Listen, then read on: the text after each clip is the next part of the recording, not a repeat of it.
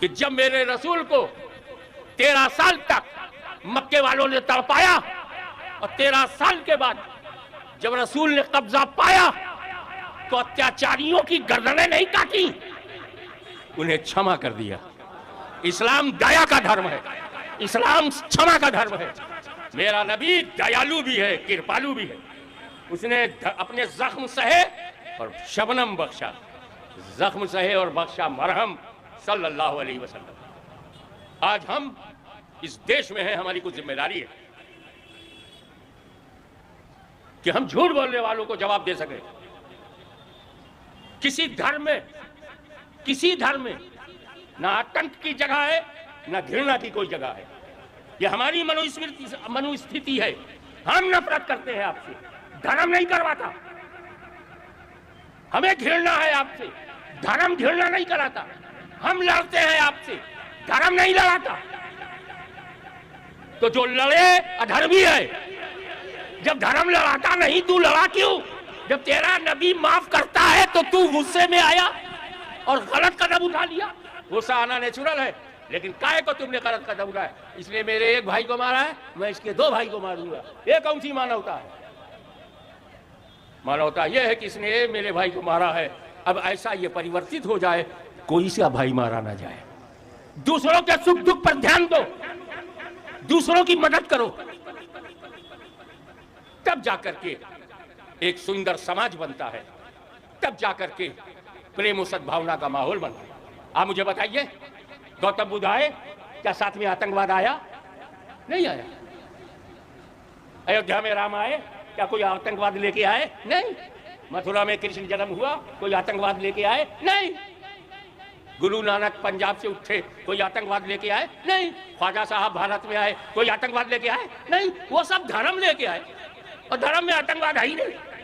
इस्लाम में नमाज है, ख्वाजा नमाज लेकर के आए, कुरान लेकर के आए, हदीस लेके आए, शरीयत लेके आए, तरीक़त लेके आए, मार्फत लेके आए, हकीकत लेके आए। जो सारा माल था वो सारा माल लेके आए, नमाज लेके आए, अजान लेके आए, मस्जिद लेके आए, तिलावत लेके आए, सुन्नत लेकर के आए, वो सब है। अब वो आतंकवाद था ही नहीं, इस्लाम में है ही नहीं।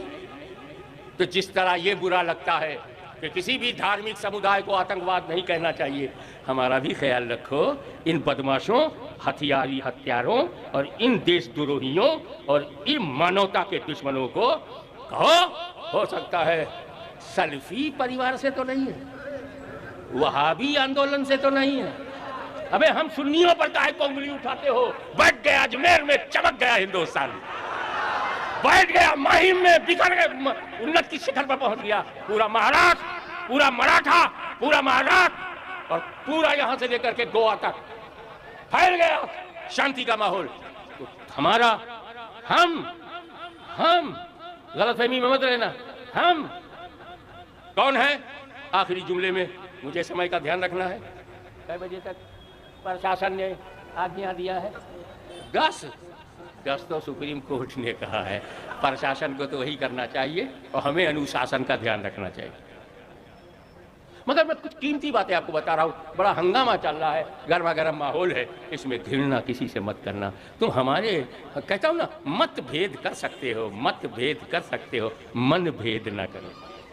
तुम हमारे विचारों से असहमति हो सकती है, लेकिन हमसे घृणा न करो। हम तुमसे घृणा न करें, तुम हमसे घृणा न करो। तुम राजा राजा कहते रहो, हम ख्वाजा ख्वाजा कहते रहो। No pressure in religion, no pressure in Islam, no pressure in any religion. हमें धर्म होता है मन की शांति के लिए, धर्म होता है आत्मा के शुद्धिकरण के लिए, धर्म होता है मन के को पवित्रता करने के लिए। वो पवित्रता का समावेश हो। धर्म इसलिए होता है कि बंदे को खुदा से मिलाए, धर्म इसलिए होता है रचना को रचयिता से मिलाए, धर्म इसलिए होता है कि दास्ता का लिबास पहने हुए को अपने स्वामी के करीब ले जाए, प्रभु के करीब ले जाए, मालिक के करीब ले जाए, मालिक यौमुद्दीन के करीब ले जाए। तो इसलिए समझा रहा हूँ अनेक भाषाओं के जरिए, हिंदी, उर्दू, संस्कृत सब मिक्स करके लिए समझा रहा हूँ। आप समझ जाओ कि धर्म पशुओं के लिए नहीं है, धर्म पेड़ पौधों के लिए नहीं है, धर्म पक्षियों के लिए नहीं है, धर्म न धरती के लिए है, न आकाश के लिए, न पाताल के लिए है। धर्म मानव जात के लिए, धर्म इंसान के लिए है। इसीलिए हम नहीं देखते कुत्ते ने नमाज पढ़ी कि नहीं, गधे ने रोजा रखा कि नहीं, कोई देखता है? गाय ने तस्बीह पढ़ी कि नहीं, कोई देखता है? बैल ने कुरान पढ़ा, कोई देखता है? नहीं। पशुओं के लिए ये नहीं है, इंसान के लिए। तो धर्म के लायक वही है जो इंसान हो। जब धर्म केवल इंसान के लिए आया है तो तुम्हें इंसान बनना पड़ेगा। इंसान बनने के बाद कोई धर्म तुम कबूल करो तो उस धर्म में तेरी जगह बनेगी। इसीलिए मैं बंबई के इस आर्थिक राजधानी में ये यूनिवर्सल ट्रुथ बताना चाहता हूं कि क्यों लोग ये जा रहा है, ये मुसलमान है, जब पीछा करता हूं तो जो इस्लाम में है वो उसमें नहीं है। क्या बात है कि एक हिंदू जा रहा है, जब मैं उसका पीछा करता हूं, घर तक जाता हूं तो उसमें न राम है न हनुमान है। क्या बात है कि जब एक ईसाई जाता है, मैं उसका पीछा करता हूं तो ना ईसा है, न मरियम है, न बाइबिल है। एक मुसलमान जाता है तो मैं उसका पीछा करता हूं, न कुरान है, न हदीस है, न सुन्नत है। यह विडंबना क्यों है? देखने में जो हिंदू है हकीकत में हिंदू नहीं है। देखने में जो मुसलमान है वास्तव में मुसलमान नहीं है। देखने में जो ईसाई है वास्तव में ईसाई नहीं है।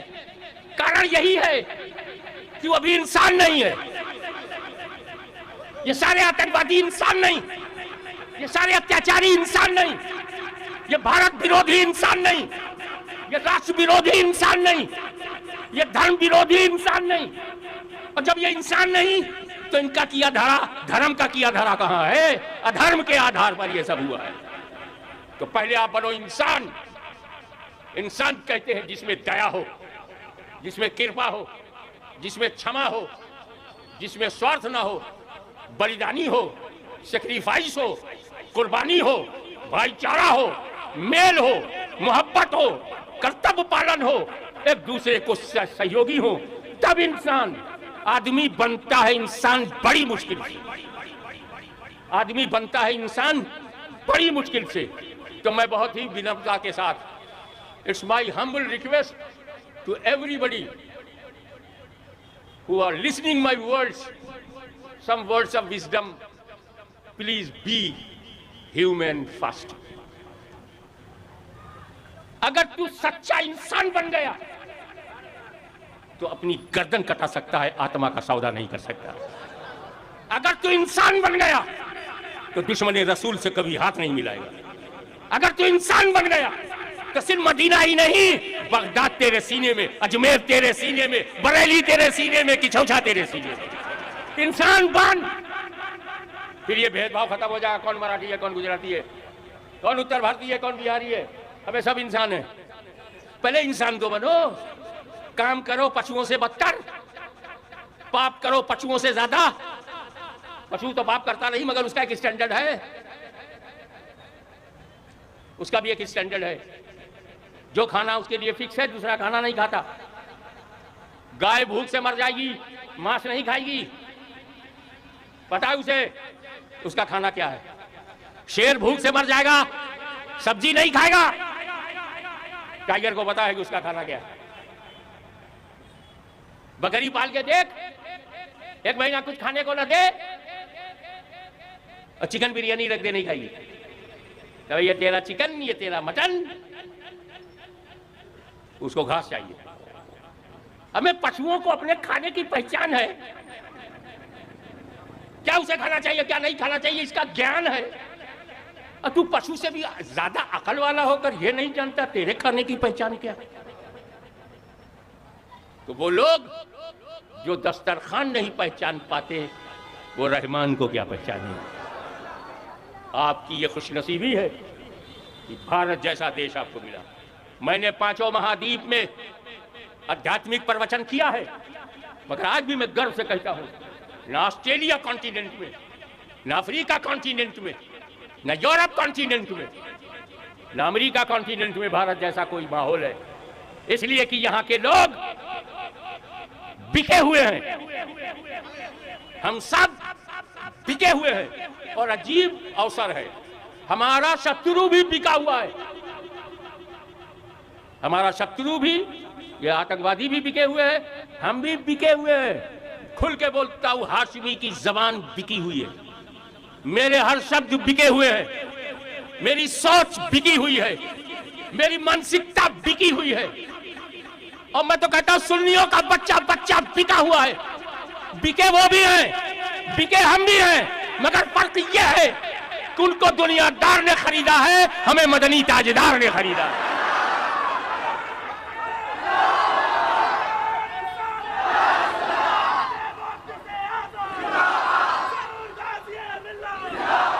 जब अल्लाह ने पैगंबर मोहम्मद सल्लल्लाहु अलैहि वसल्लम को सारे लोगों के लिए रहमत, धरती के लिए रहमत है, गगन के लिए रहमत है, आकाश के लिए रहमत है, पाताल के लिए रहमत है, जर्रा जर्रा के लिए रहमत है, कतरा कतरा के लिए रहमत है, मुसलमानों के लिए रहमत है, हिंदुओं के लिए रहमत है, ईसाइयों के लिए रहमत है, सिखों के लिए रहमत है, सबके लिए रहमत है, रहमतुल लिल आलमीन।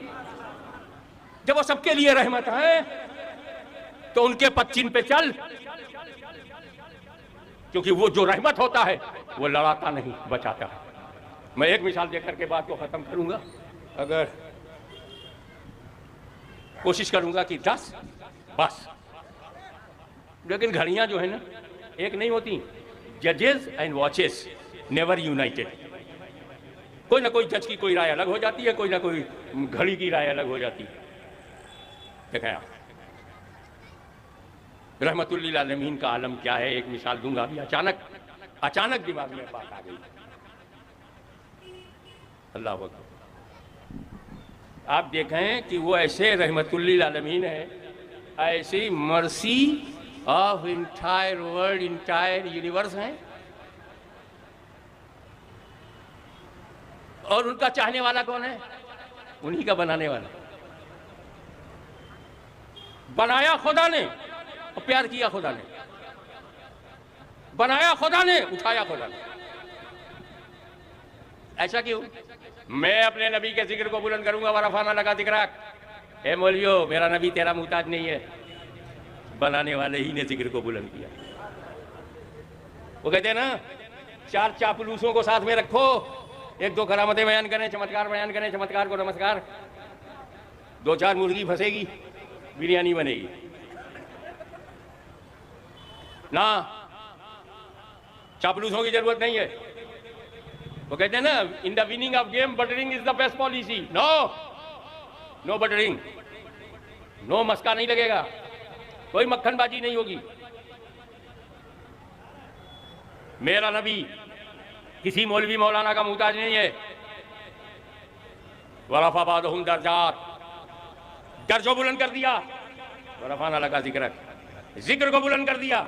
तो जब अल्लाह बुलंद कर रहा है तो मुल्ला की क्या जरूरत? ये तो मुल्ला की किस्मत है कि जो काम अल्लाह को पसंद है वो अहले सुन्नत भी करने लगे। रहमत है कोई जगह जहां अल्लाह का जिक्र हो और रसूल का जिक्र ना हो? Find out. कोई ऐसा स्थान निकालो जहां अल्लाह का जिक्र हो, रसूल का ना हो। कुरान में खुदा का जिक्र है तो रसूल का जिक्र है, हदीस में खुदा का जिक्र है तो रसूल का जिक्र है। हद तो ये कि अजान में अल्लाह का जिक्र है तो रसूल का जिक्र है, नमाज में खुदा का जिक्र है तो रसूल का जिक्र, भारत में खुदा का जिक्र है तो रसूल का जिक्र है, स्टेज पर आज खुदा का जिक्र है तो रसूल का जिक्र है। कोई जगह? अबे जब कब्र में चले जाओगे वहां कोई देखने सुनने वाला नहीं, वहां भी खुदा का जिक्र है तो रसूल का जिक्र। अब महशर में तो काम ही नहीं बनेगा जब तक कि तो यहाँ इज्जत करो ताकि इज्जत मिले, यहाँ नबी की ताज़ीम करो ताकि वहां तुमको छुट्टी मिले। ये कट्टरपंथियों के चक्कर में मत पड़ना। इन्हें इस्लाम ने नहीं बनाया है, किसी बेईमान ने बनाया है। ये किसी सुपर पावर की नाजायज औलाद है। इनके चक्कर में मत पड़ना। तुम्हारा देश महान था, महान है, महान रहेगा। तुम पक्के मुसलमान थे, मुसलमान हो और मुसलमान रहोगे। इसलिए मैं चाहता हूं कि आए हो तो कुछ लेके जाओ। पता नहीं ऐसा अवसर आपको मिले कि ना मिले। खुदा का जिक्र है और रसूल का जिक्र ना हो। अगर मुझे एक जगह मिली, अल्लाह का जिक्र है, रसूल का जिक्र नहीं, और उसी पे बात खत्म कर दूंगा। चलो मेरे साथ, फॉलो मी। कहां खुदा का जिक्र है और रसूल का जिक्र नहीं है? फाइंड आउट, पता लगाओ। भीड़ बन के मत चलो, जमात बन के चलो। नहीं दिमाग जा रहा तो चलिए आपके लिए आसानी कर देता हूं। जब आप बकरा लाते हो बकरीद के लिए, खसी बकरा, और उसको ज़बह करते हो, क्या कहते हो? बिस्मिल्लाह अल्लाहु अकबर, बिस्मिल्लाह अल्लाहु अकबर, क्या बोलते हो?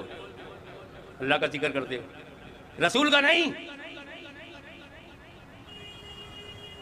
एक जगह निकली अल्लाह का जिक्र है, रसूल का जिक्र नहीं है।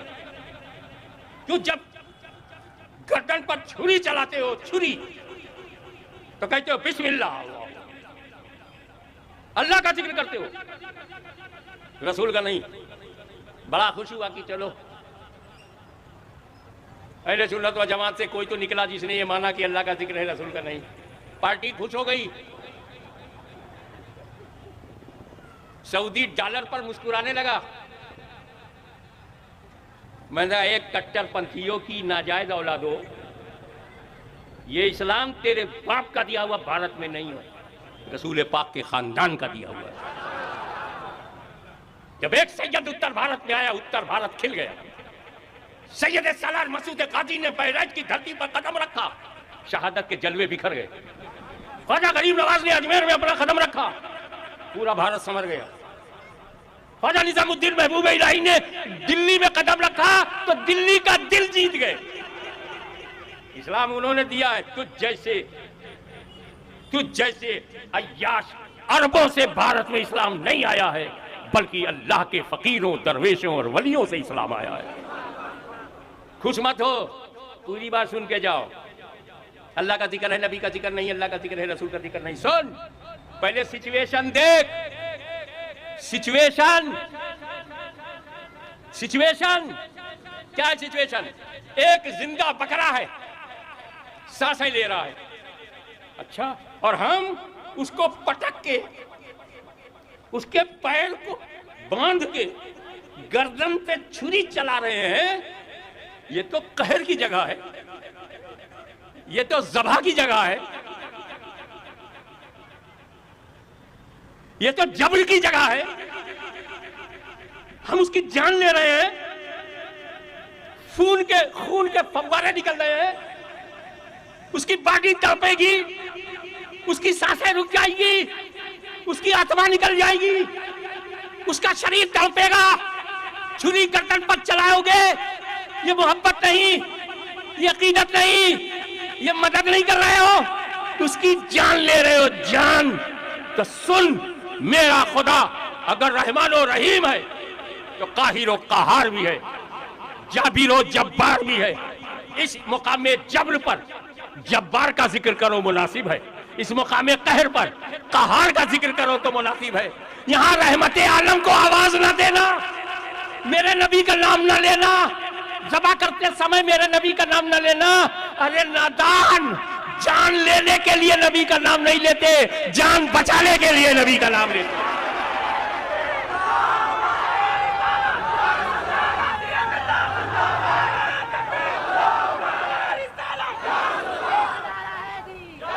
सबसे पहला मानव जात का, सबका पूर्वज, सबका दादा आदम जन्नत से आए धरती पर। And this is a matchless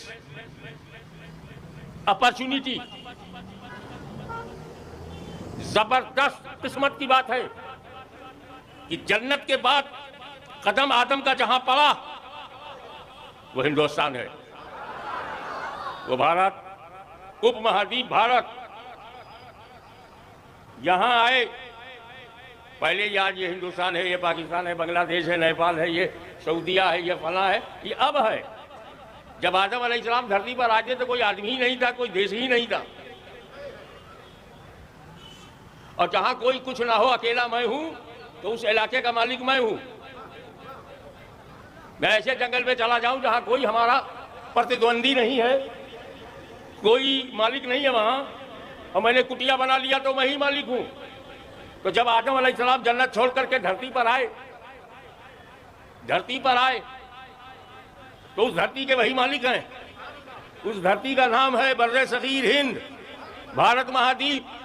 तो ये भारत जो है हल्के में मत लेना, ये तुम्हारे दादा की प्रॉपर्टी है।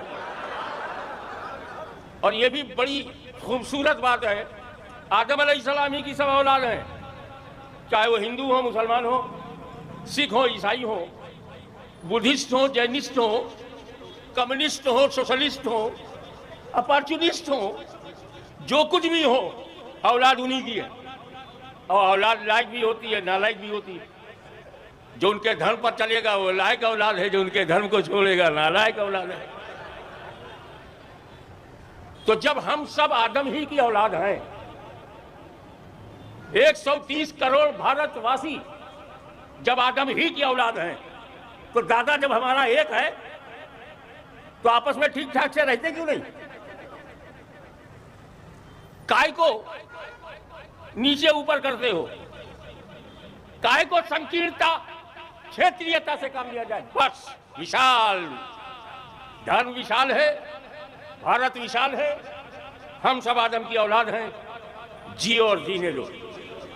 लेकिन हमें पता नहीं है कि हमारे पिता के पिता के पिता के पिता आदम तक का कुछ कैसे है, नहीं मालूम।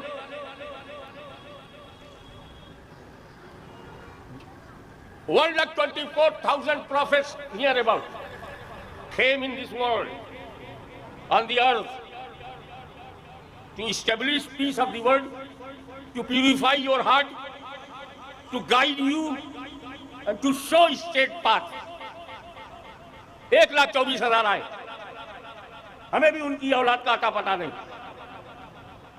कहाँ है यूनुस अलैहिस्सलाम की औलाद? कहाँ है यूसुफ अलैहिस्सलाम की औलाद? बड़े बड़े बड़ी बड़ी हस्तियां, अब नबी से बड़ा कौन? उनकी भी औलाद का आता पता नहीं। हम ये जानते हैं कि अब अब्दुल्ला खान साहब, उनके वालिद उबैदुल्ला खान साहब, उनके वालिद असदुल्ला खान साहब, उनके वालिद पता नहीं। लेकिन खुदा ने जिन नबियों को एक विशेष क्षेत्र के लिए भेजा, एक पर्टिकुलर एरिया के लिए भेजा, एक इलाके के लिए भेजा, एक कौम के लिए भेजा, एक कम्युनिटी के लिए भेजा, हम ढूंढते रह जाएंगे, उनकी औलादें नहीं मिलेंगी। हमें पता है कि मूसा अलैहिस्सलाम ने जन्म लिया, लेकिन हमें यह नहीं मालूम कि उनकी औलाद कहां है। हमें जन्म तो मालूम, औलाद नहीं मालूम। लेकिन कश्मीर से कन्याकुमारी तक, उत्तर से दक्षिण तक, अमेरिका से फिजी तक, पांचों महाद्वीप के लिए जिस पैगंबर को रब ने भेजा, उसे रहमत बना करके भेजा, मर्सी बना के भेजा, उसे दया बना कर भेजा। दयालु नहीं, दया बना दिया। कृपालु नहीं, कृपा बना दिया। रहीम नहीं, रहमत बना दिया। रहमत बना करके भेजा। उसकी कोई चीज गुम नहीं हुई, उसका दीन क्लियर, उसका कानून का स्पष्ट, उसका नजरिया जाहिर। जो किताब दिया कुरान, उसे बदला न जा सका। जो कौम बनाई मुसलमान, उसे खरीदा न जा सका।